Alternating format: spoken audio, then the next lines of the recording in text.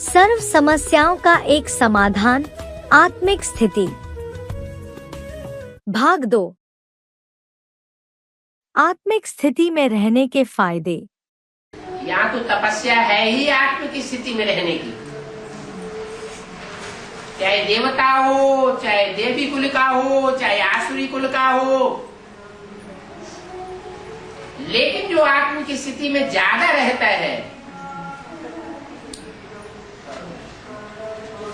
उसके पापों का विनाश करने के लिए शिव बाप बांधा हुआ है। एक वाणी में बाबा ने बताया, आत्मिक स्थिति से बाप भिन्न है क्या? भिन्न है? आत्मा बिंदु, बाप भी बिंदु, तो अलग कहाँ है? कुछ मत करो, एक ही प्रैक्टिस कर जाओ, मैं आत्मा ज्योति बिंदु, बाप अपने आप तुम्हारे पास आ जाएगा। देह वानियों में बाप नहीं आता, आत्माभिमानियों में बाप आता है, सेवा करेगा। देवान में रह के सेवा करेंगे, सफलता नहीं मिलेगी। आत्मिक स्थिति में रह करके सेवा करेंगे, बाप आकर के सर्विस करेगा, सफलता। आत्मिक स्थिति में स्थित हुए बगैर बाप की याद नहीं आ सकती। जितना जितना हम प्रैक्टिस करते जाते हैं कि हम ज्योति बिंदु आत्मा है, उतना उतना बाप की याद स्वतः पक्की होती जाती है। बाप हमारे नजदीक आता जाता है,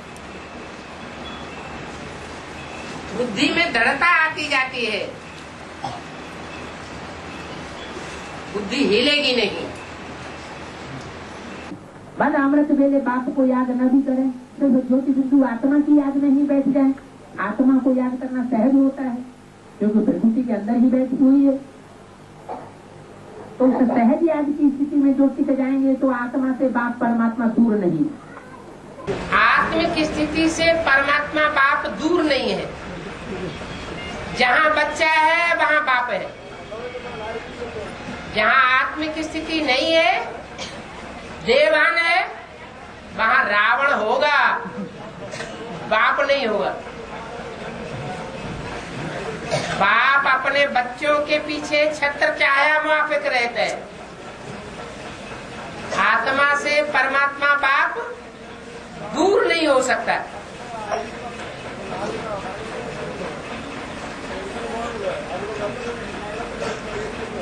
इसलिए आत्मिक स्थिति में रहकर परमात्मा बाप को याद करना सहज है।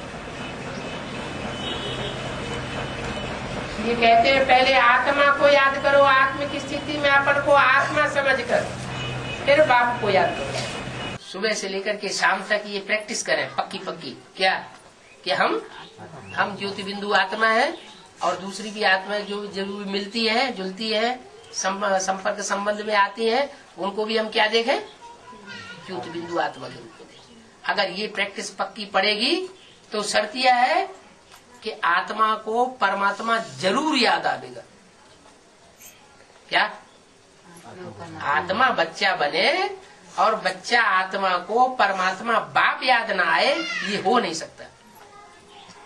जहाँ जहाँ आत्मिक स्वरूप होगा वहाँ परमात्मा साथ साथ रहेगा। मन बना भव, जो बाप की स्टेज है, आत्मिक स्टेज, उसी स्टेज में हम भी रह जाए। टाइम वेस्ट न करें। क्या ये स्टेज ही अंत समय में काम आवेगी। जब विनाश होगा, चारों तरफ खून खराबा होना शुरू होगा, लोग वायरे हो जाएंगे, पागलों जैसे आसन करने लगेंगे, उस समय आत्मिक स्टेज ही काम में आवेगी। जो आत्मिक स्थिति में स्थित होंगे उनको भगवान की कनेक्शन करने में सुविधा होगी, भगवान से उनका कनेक्शन जुट जाएगा। आत्मिक स्थिति में पक्के नहीं होंगे तो उनका कनेक्शन नहीं जुटेगा। इसलिए अभी से पक्का करना है। क्या मन मना भव, अर्थात मैं ज्योति बिंदु आत्मा हूँ। स्टार यहाँ चमक रहा है, जैसे आसमान में स्टार चमकता है, ऐसे कहाँ चमक रहा है? ये आत्मा रूपी सितारा भ्रकुटी में चमक रहा है और इस आत्मा रूपी सितारे का बाप है वो शिव ज्योति बिंदु, जो इस सृष्टि पर हमको लेने आया हुआ। हम अपनी मेंटेलिटी को ऐसा बना लें कि कोई हमको कैसी भी बात सुनाए हम डिस्टर्ब न हो। जो गीता में बताया है, यस्मान नोद्विजते लोको लोकान नोद्विजते चयः, उद्वेग को प्राप्त न हो। मानस जिससे कोई उद्वेग को प्राप्त न हो, अशांति को प्राप्त न हो, और जो किसी को अशांति प्राप्त न कराए वो ही स्वरूप निष्ठ। अशांति को प्राप्त कराएगा तो खुद भी अशांति पाएगा, दूसरों को सुख शांति का देने का निमित्त बनेगा तो खुद भी सुख शांति में रमण करेगा। तो ऐसी स्थिति कैसे बनाई जाए? वो आत्मिक स्थिति ही एक उपाय है, उसका अभ्यास करना। जिस उपाय को प्राप्त करने से आत्मा की ऐसी स्थिति बन जाएगी कि जैसे कोई हमारे विरोध में बोल रहा है और हम सुनते हुए न सुने। एक कान से सुना, दूसरे कान से निकाला। तो जैसे कि किसी ने हमको दुख देना चाहा, लेकिन हमने उसके दुख देने को ग्रहण नहीं किया। कोई हमको गरम गरम आंखों से देखता है, हमने उसके भाव को परख लिया। ये क्यों देखता है? ये पूर्वजन्म का कौन सा इसका हमारा हिसाब किताब है जो ये हमसे ले रहा है? तो प्रतिफल में हम अपनी आंख गर्म नहीं करेंगे, हमारा हिसाब किताब पूरा हो जाएगा, उसका भी हिसाब किताब पूरा हो जाएगा। ऐसा भाव रखना पड़े। बुरा मत देखो, बुरा मत सुनो, बुरा मत बोलो। और अब तो वो स्टेज होनी चाहिए कि बुरा मत सोचोगे। हर आत्मा के प्रति शुभ संकल्प करना है, क्योंकि मन के अंदर पहले बात आती है, फिर वाचा में आती है, फिर कर्मणा में आती है। मनसा का कोई विकर्म नहीं बनता, पाप कर्म नहीं बनता, लेकिन वाचा में और कर्मेंद्रियों में अगर कोई बात ऐसी आ जाती है जिससे दूसरे को दुख होता है तो उससे पाप बन जाता है। तो उससे बचे रहने के लिए सिर्फ एक ही सबसे बड़ा उपाय है, 60-50 निसंकल्प स्टेज। मैं आत्मा ज्योति बिंदु, मैं आत्मा स्टार, जिस स्टार की रोशनी इन आंखों से निकल रही है, इस स्थिति में स्थित हो जाए। स्वस्थिति की शक्ति से किसी भी परिस्थिति का सामना कर सकते हो ना। स्वस्थिति अर्थात आत्मिक स्थिति, पर स्थिति व्यक्ति व प्रकृति द्वारा आती है। अगर स्वस्थिति शक्तिशाली है तो उसके आगे पर स्थिति कुछ भी नहीं है। अव्यक्त वाणी तारीख 17 दिसंबर 89 पृष्ठ 88 मध्य। सुबह उठो तो सबसे पहले क्या याद आना चाहिए? अपनी आत्मा याद आए। ये आत्मा का फाउंडेशन सवेरे सवेरे अमृत वेले अगर पक्का डाल लेंगे तो सारा दिन आत्मा की और परमात्मा की याद सहज होती जाएगी। स्वस्थिति बनावेंगे तो परिस्थिति से दूर रहेंगे, परचिंतन होता है उससे दूर रहेंगे, परेशानी से दूर रहेंगे। कहते भी है हम बहुत परेशान हैं, इसका मतलब आत्मा की स्थिति की शान में नहीं है। अगर आत्मिक स्थिति की शान में रहे तो सारी परेशानियां हल्की हल्की दिखाई पड़ती है। जैसे कोई हवाई जहाज में ऊपर चला जाता है तो नीचे की चीजें छोटी छोटी दिखाई पड़ती है। ऐसे ही अगर रूहानी स्टेज बना ली जाए, आत्मिक स्टेज बना ली जाए तो इस दुनिया की बड़े से बड़ी परेशानी बहुत छोटी छोटी हल्की हल्की दिखाई पड़ेगी। आत्मिक स्थिति पक्की न होने से दैनिक जीवन में छोटी छोटी अड़चने आ जाती हैं, छोटी छोटी परिस्थिति आ जाती है, वो पहाड़ दिखाई पड़ती है। जो स्वस्थिति में स्थित होने वाले हैं उनको पहाड़ भी राई समान दिखाई पड़ता है। राई हो जाता है, रुई हो जाता है, हल्का हो जाता है। तो स्व स्थिति में किसी भी प्रकार की परिस्थिति को कंट्रोल करने की ताकत है। आप अनुभव भी करते हैं, जब स्व स्थिति नहीं होती है तो वही परिस्थितियां, वही माहौल हमको बहुत तंग करता है, भारी हो जाता है। और जिन दिनों स्व स्थिति अच्छी होती है तो ऐसे लगता है कि जैसे कुछ हुआ ही नहीं, हम बहुत ऊपर हैं और परिस्थिति और समस्या नीचे होने के कारण बहुत छोटी है।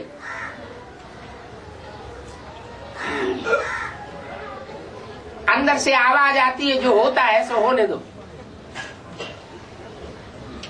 निश्चिंत अवस्था रहती है।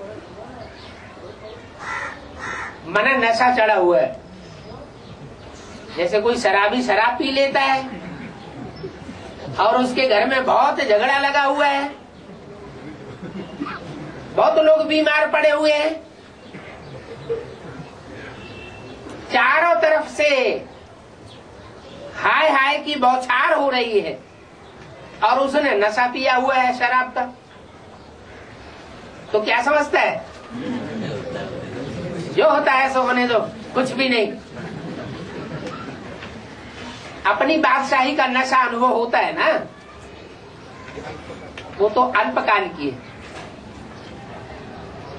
नशा उतर गया, खेल खलास। और यहाँ तो नारायणी नशा है। अमृत वेला अभ्यास के लिए बहुत अच्छा है। सूरज निकलने से 4 घंटे पहले तक अमृत वेला होता है। अमृत वेला 24 घंटे का फाउंडेशन वेला है।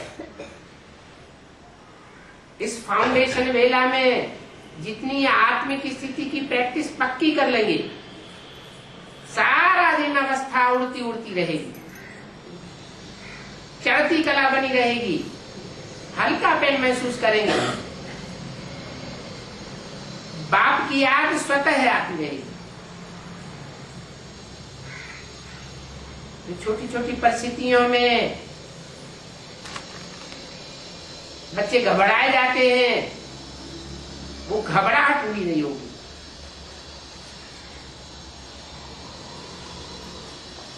ये सृष्टि में भी सतयुग का आदि का जो टाइम है, जिसे संगम युग कहा जाता है, कलयुग का अंत और सतयुग का आदि, ये बेहद का अमृत वेला है। इस अमृत वेले में जिसने पक्का पुरुषार्थ कर लिया, जागृत होते हुए पुरुषार्थ किया, थोड़ा भी अलबेलापन नहीं आने दिया, तो वो 84 जन्म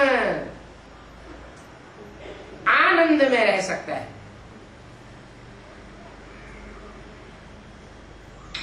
इतनी पक्की याद होनी चाहिए। इसलिए कहते हैं गीता के अंतिम श्लोक में, स्मृति लब्धा नष्टो मोह। कैसे नष्ट मोह?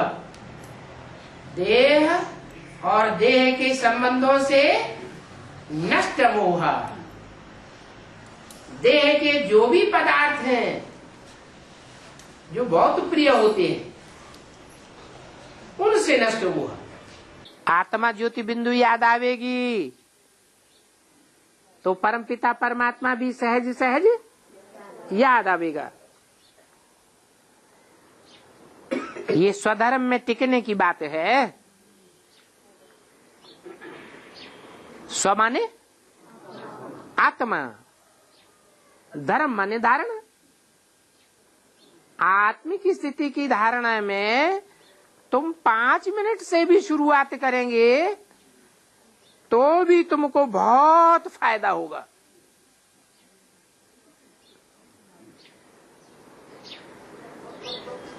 वो भक्ति मार्ग में भी गीता लिखी है। जब लिखी गई थी गीता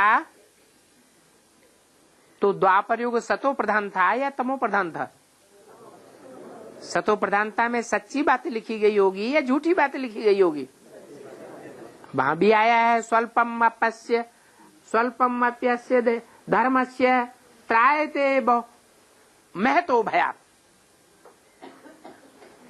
महान भय से ये आत्मिक स्थिति के धर्म में टिकना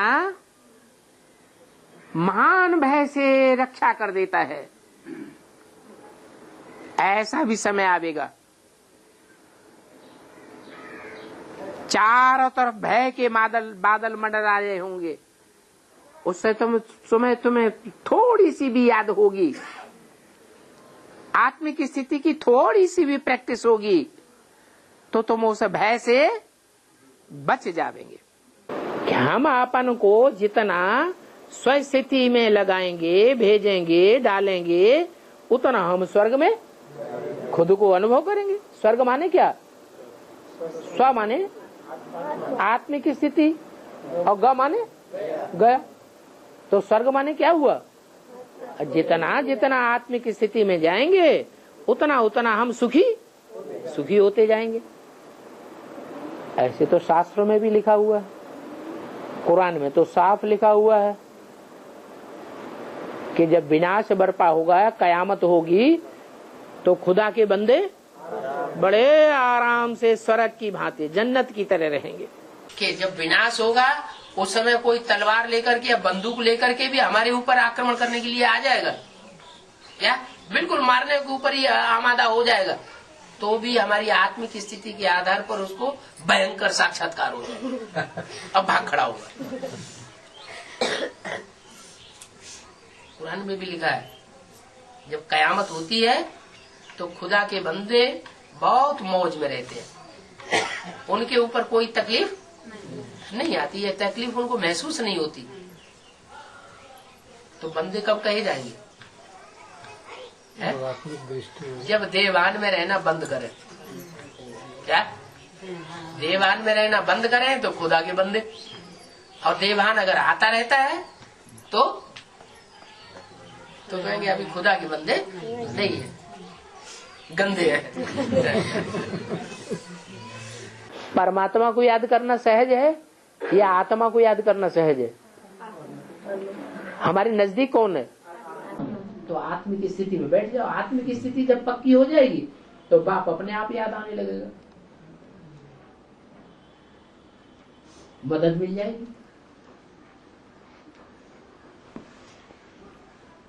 दुनिया वालों को भले कितना भी नुकसान होता रहे, तुम्हारा बचाव होगा।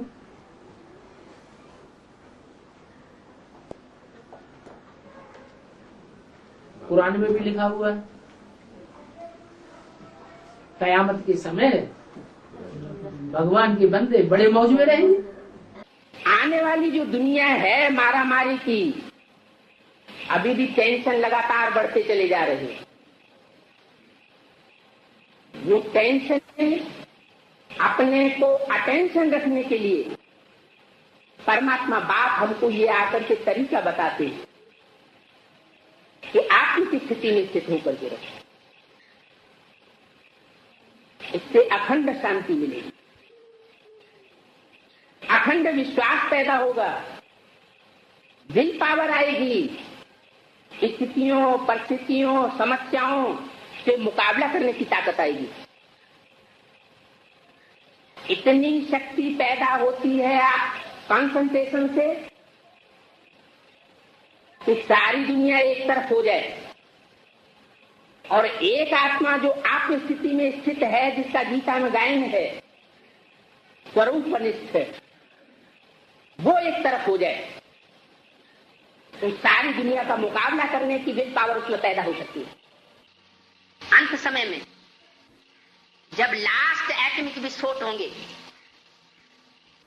उस समय तक तो सारी दुनिया मान जाएगी, लेकिन पहले से जो पुरुषार्थ करते हैं उनके ऊपर परमात्मा की मेहर विशेष होती है, और वो बच्चे, वो आत्मिक रूप में स्थित होने वाले बच्चे, वो आने वाली रामकृष्ण की दुनिया में सुख भोगते हैं, जिसे स्वर्ग कहा जाता है। जो आत्मिक स्थिति में स्थित हो जाएंगे उनको काल नहीं खावेगा, वो काल की स्टेज से परे चले जाएंगे। तो आत्मिक स्थिति 5 विकारों से दूर रखने वाली है। और मैं देह हूं, ये देहभान की स्थिति, दूसरों को देह के रूप में देखने की स्थिति, ये 5 विकारों को पैदा करती है। बिंदु रूप में स्थित हो, जो संकल्प करो, जो भावना रखो, जो बोलो, जो कर्म करो, जैसे बिंदु महान है वैसे सर्व बातें महान हो जाती हैं, अर्थात स्वतः श्रेष्ठ हो जाती हैं। अव्यक्त वाणी, तारीख 11 नवंबर 1981, पृष्ठ 130 आदि। अपन को आत्मा समझो, ये पहली सीढ़ी पक्की करनी है, फिर सब कुछ अच्छा हो जाएगा। आत्मिक स्थिति बन गई तो संकल्प भी अच्छे ही आएंगे, श्रीमत के अनुकूल आएंगे, वाचा भी श्रीमत के अनुकूल बनेगी और कर्म भी श्रीमत के अनुकूल होंगे। ज्ञान का सार ही है ज्योति बिंदु आत्मा। आत्मिक स्थिति में टिकने से कोई भूल नहीं होती है। भूलें होती ही तब है जब तुम देहबान में आते हो। आत्मिक स्थिति में स्थित रहने से स्वभाव संस्कार परिवर्तन होते हैं। जितना हम आत्मिक स्थिति में रहने की प्रैक्टिस करेंगे स्वतः ही स्वभाव संस्कार परिवर्तन होते रहेंगे, क्योंकि स्वभाव संस्कार जो आते हैं भिन्न भिन्न प्रकार के, वो तो अनेक प्रकार के देहधारियों के संग के रंग से आए। वो संग का रंग छट जाएगा जब हम आत्मिक स्थिति में रहेंगे। आत्मिक चिंतन में जितना हम रहेंगे उतना हमारी प्रकृति, हमारे स्वभाव संस्कार स्वतः ही सात्विक बन जाएंगे और हमारा वाइब्रेशन सात्विक होने से अगला जन्म जो हमें मिलेगा वो सात्विक परिवार में मिलेगा।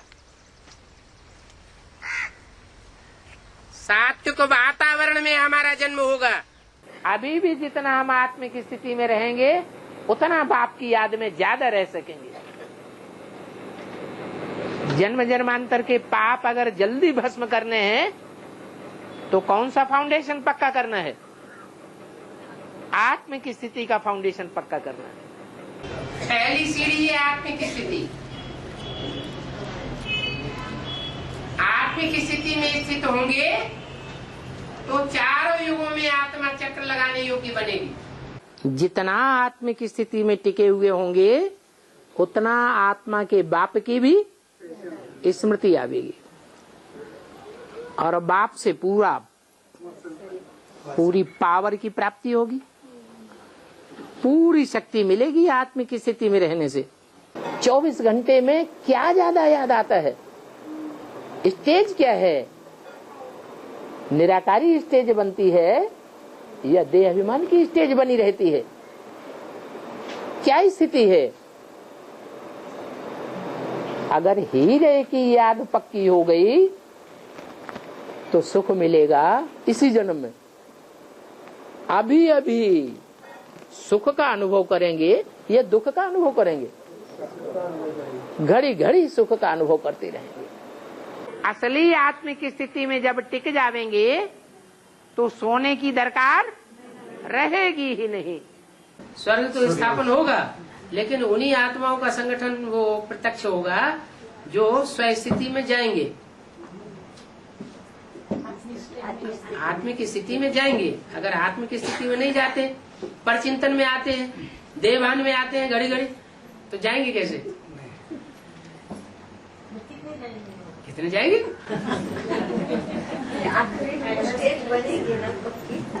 जिनकी आत्मिक पक्की स्टेज बनेगी वही जाएंगे।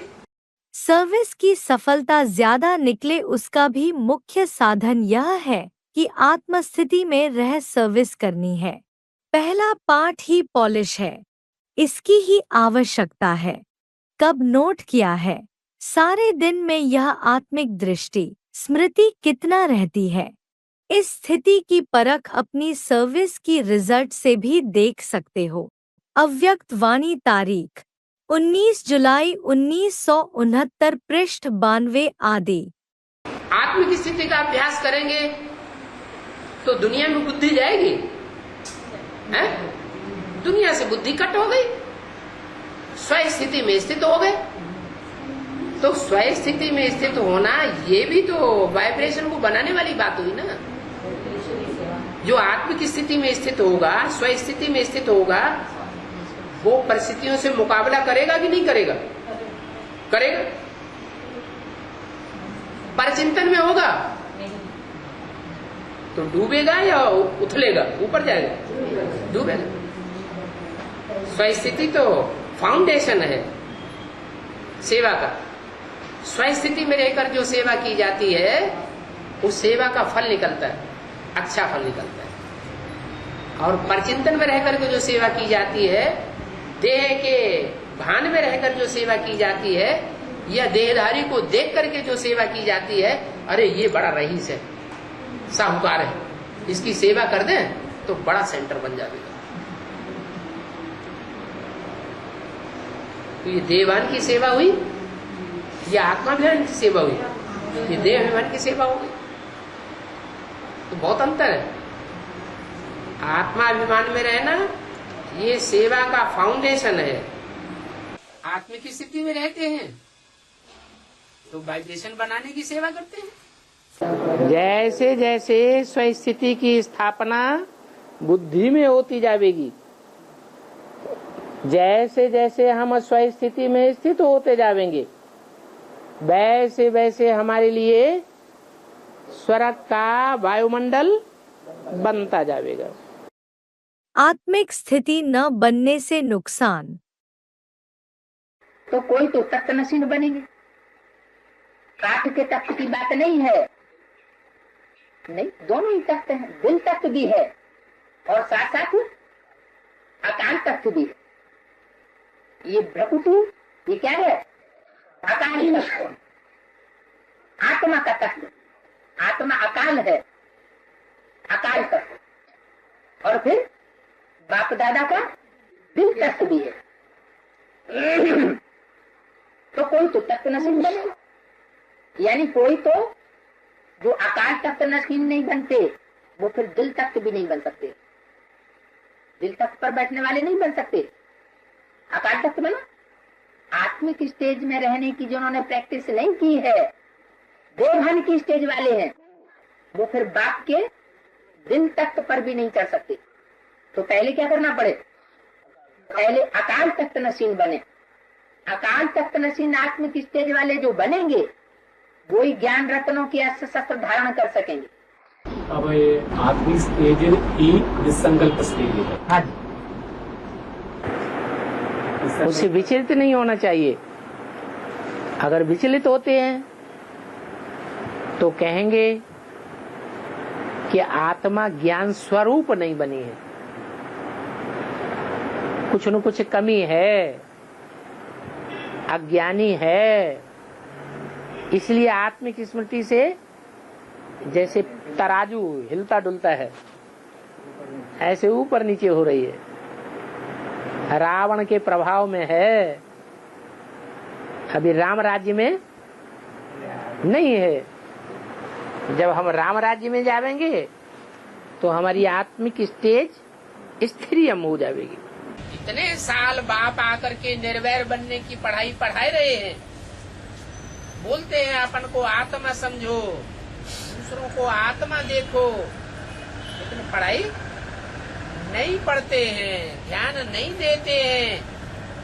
तो ऐसे जो आत्मिक स्थिति की पढ़ाई न पढ़ने वाले हैं वो सब कट मरेंगे, खून की नदियां बह जाएंगी।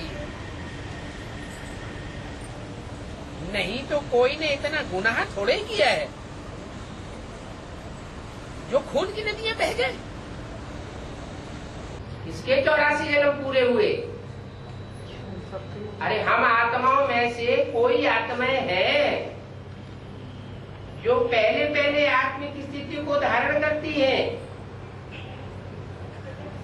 और पूरे 84 जन्म लेती है। जिनके 84 जन्म नहीं होते वो आत्म की स्थिति को पूरा धारण ही नहीं करते। उनमें कुछ न कुछ देवान रह जाता है। चौथाई कला का देवान भी रह गया तो भी वो द्वापर युग से जो न कन्वर्ट होने वाली आत्माएं हैं उनको धोखा दे जाएंगे और देहाभिमानी धर्म पिताओं के साथ मिल जाएंगे। 24 घंटे में अगर आत्मिक स्थिति नहीं होगी तो विनाश के टाइम पर बचेगा ही नहीं। 5 विकारों अथवा 5 तत्वों की चपेट में आ जाएगा।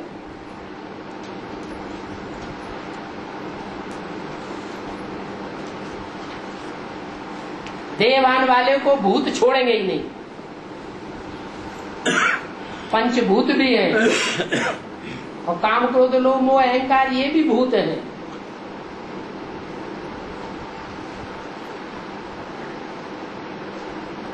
देवान वाले को ही पकड़ते हैं। आत्मिक स्थिति वालों की निशानियां। आत्मिक स्थिति में टिकने के लिए थोड़ा प्रयास करना पड़ता है ना। हमारी तपस्या ही है आत्मिक स्थिति में टिकने की। देवान में तो बड़े आराम से चले जाओ, उसे तो कोई पुरुषार्थ करने की दरकार ही नहीं। लेकिन आत्मिक स्थिति में टिकना और आत्मिक रूप में दूसरों को देखना यही मेहनत है।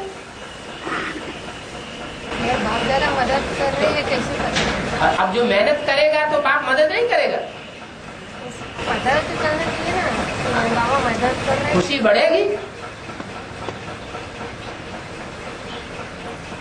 हल्कापन महसूस होगा। आत्माएं जो जितनी चैतन्य होती है अर्थात आत्म की स्थिति में एक्सपर्ट बनती है वही ड्रामा को चेंज करने वाली बनती है।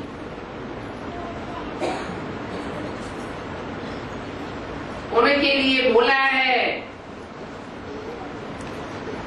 चढ़ती कला तेरे बहाने सर्व का भला। आत्म की स्थिति वालों की चढ़ती कला होती है और वो ईश्वरीय सेवा में लग जाते हैं। उनके बहाने से और भी आत्माओं का कल्याण हो जाता है, ड्रामा ही बदल जाता है। जहाँ भी आत्मा पहुँचेगी आत्म की स्थिति में रहने वाली, आत्म की स्थिति में रहने वाला हर जगह सेवा करेगा। कुछ भी याद ना आए,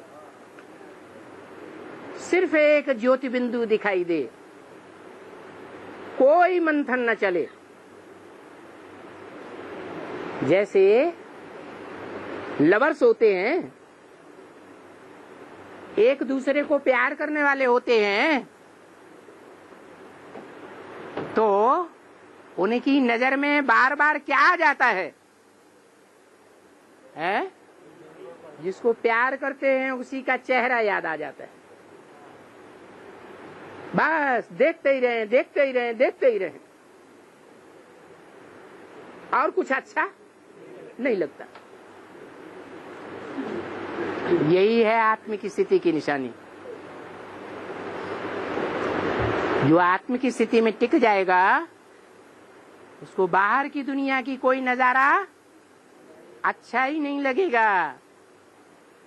आत्म की स्थिति में टिकना ही अच्छा लगेगा।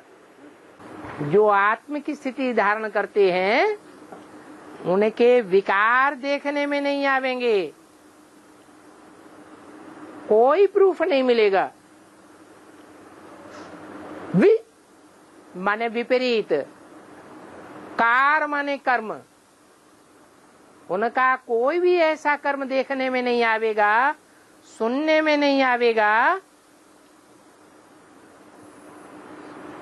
और प्रैक्टिकल जीवन में साबित भी नहीं होगा, जिससे ये क्लियर हो जाए कि वो श्रीमत के विपरीत कर्म करने वाले हैं। जो श्रीमत के विपरीत कर्म होते हैं उनसे आत्मा खुद भी दुखी होती है और दूसरे भी दुखी हो जाते हैं। इसलिए बाबा ने वाक्य बताई दिए है, आत्मा साकारी है या निराकारी है? निराकारी। निराकारी की निशानी बताई, निराकारी, निर्विकारी और निरहंकारी, यही निशानी है। जो आत्मिक स्थिति में टिका होगा, निराकारी स्टेज में टिका होगा, वो निर्विकारी होगा, कोई को दुख देने वाला नहीं होगा। दुख देना उसका साबित नहीं हो सकता। आत्मिक स्थिति की निशानी है खुशनुमा चेहरा दिखाई देगा। जैसे क्राइस्ट को देखो, गुरु नानक को देखो, महात्मा बुद्ध को देखो, शंकर के जो चित्र दिए हुए हैं उन चित्रों में देखो, तपस्या में बैठा हुआ कैसा चेहरा दिखाई दे रहा है? खुशनुमा चेहरा दिखाई देता है। उसे कहेंगे आत्मिक स्थिति। आत्मिक स्टेज की ये पहचान है कि वो हल्का हल्का रहेगा, खुशी से भरपूर रहेगा। आत्मिक स्टेज जिसकी बनी हुई होगी उसके ऊपर भूत प्रेत आदि का वार नहीं होगा। जो आत्मिक स्टेज वाला होगा, देहभान वाला नहीं होगा, उसके ऊपर विकारों का वार नहीं होगा। देहभान में होगा तभी विकारों का वार होगा। आत्मिक स्थिति जिसकी पक्की बन जाएगी उसकी आंखें इधर उधर देखेंगी, देखती हुई नजर आएंगी या स्त्रियम नजर आएंगी? हैं? स्त्रियम होंगी। अकेली आंखें ही नहीं, सभी इंद्रियां स्त्रियम हो जाएंगी। उसको कहेंगे आत्मनिष्ठ। जो आत्मिक स्टेज में सदैव रहेगा वो ये इच्छा तो जरूर करेगा कि हम दुख और सुख की अनुभूति से परे हो जाए, माने बाप समान हमारी स्टेज हो जाए और बनी रहे। बाप समान स्टेज माने निराकारी, निर्विकारी और निरहंकारी। तो हम बाप के नजदीक पहुंच जाएंगे और परम धाम में जितना ही हम बाप के नजदीक की स्टेज में होंगे, सुखधाम में भी हम उतनी ही ऊंची स्टेज में आवेंगे। सुखधाम में भी बाप होगा या नहीं होगा? है? अरे शिव बाबा होगा कि नहीं होगा? होगा। तो वहां नजदीक रहना है या दूर रहना है? कहाँ रहना है? नजदीक ही रहना। कोई भी पढ़ाई है वो पढ़ाई का अहम ऑब्जेक्ट जरूर चाहिए। साकारी सृष्टि में जो आत्मिक स्टेज में टिकने वाली आत्माएं हैं उनको ज्यादा लंबे चौड़े घर की जरूरत नहीं है। उनके दिल में ही इतनी जगह होगी कि थोड़ी जगह में बहुतों को समेट सकते हैं। जैसे शहद की मक्खियां होती हैं, कितनी मक्खियां रहती हैं छोटे से छत्ते में, हजारों की तादाद में, और सब एक दूसरे से कंट्रोल्ड, सब अपने अपने काम में लगी रहती हैं। एक दूसरे से झगड़ती हैं कि तुमने हमारे माथा से माथा क्यों बिगाड़ दिया, तो हमारे ऊपर क्यों चढ़ बैठी। कहीं झगड़ा होता है? नहीं होता।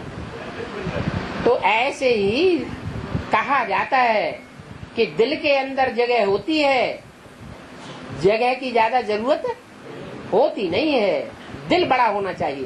पावरफुल आत्मिक स्थिति वाले जब तैयार हो जाएंगे तो उनका संगठन इतना पावरफुल संगठन होगा कि वो हुजूम की हुजूम आत्माओं को अपने कंट्रोल में वाइब्रेशन से कर लेगा। शिवाजी के पास कितनी सेना थी? मुट्ठी भर। और औरंगजेब के पास कितनी सेना थी? टिड्डी दल। औरंगजेब जैसे शासनकर्ता को, जिसके पास लाखों की तादाद में हुजूम था सिपाहियों का, लोहे के चने चबा दिए, तो किसके साथ ही ज्यादा पावरफुल हुए? शिवाजी के साथ ही ज्यादा पावरफुल हुए। ये वही आत्माएं हैं जो सृष्टि के आदि में सूर्यवंशी बनी थी, बाप के सूर्यवंशी बच्चे बने थे। एक एक आत्मा रूहानी सोल्जर बनती है। क्या? रूहानी सोल्जर, रूहानी सिपाही। जैसे वो सिपाही होते हैं मिलिट्री में, कितना अनुशासन होता है उनके अंदर, होता है या नहीं? जितने भी महकमे होते हैं सबसे ज्यादा अनुशासन कौन से महकमे में होता है? मिलिट्री में होता है। ये भी रूहानी मिलिट्री है बाप की। क्या? इस रूहानी मिलिट्री का मार्शल,